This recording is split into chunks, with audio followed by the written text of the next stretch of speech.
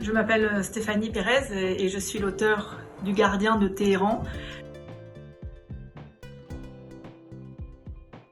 C'est mon premier roman, c'est donc une aventure assez particulière. Et c'est un livre en fait qui est né d'une rencontre que j'ai faite en Iran en 2016, parce qu'à l'origine je suis journaliste, grand reporter, je voyage beaucoup.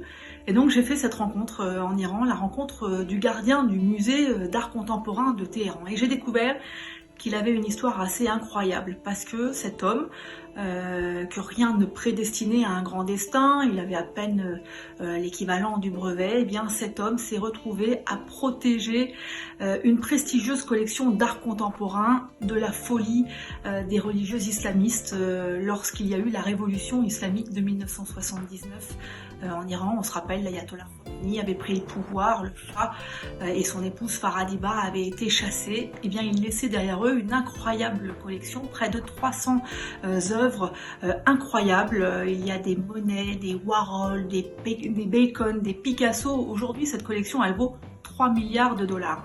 Eh bien, c'est un petit homme des bas quartiers qui s'est retrouvé à les protéger, un homme qui n'y connaissait rien à l'art, mais qui est littéralement tombé amoureux de ces tableaux. Et cette histoire, il me l'a racontée, elle m'a énormément touchée, parce qu'il m'a raconté le lien extraordinaire qu'il avait tissé avec ces œuvres d'art. Aujourd'hui encore, il veille sur elles, et c'est grâce à lui vraiment que les religieux fanatiques n'ont pas détruit ces œuvres et les ont conservées. Elles sont aujourd'hui encore dans les sous-sols du musée de Téhéran. J'en ai vu certaines, c'est assez extraordinaire comme expérience, et c'est donc son histoire que j'ai romancée.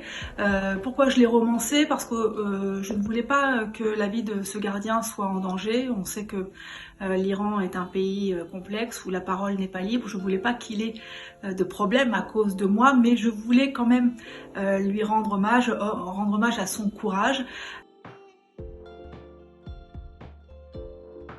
Je suis très fière que ce roman soit sélectionné pour le prix de la Maison de la Presse, fasse partie des finalistes. C'est une très grosse émotion pour moi parce que je viens de la télévision, donc c'est vraiment quelque chose de très particulier de tenir ce roman entre mes mains.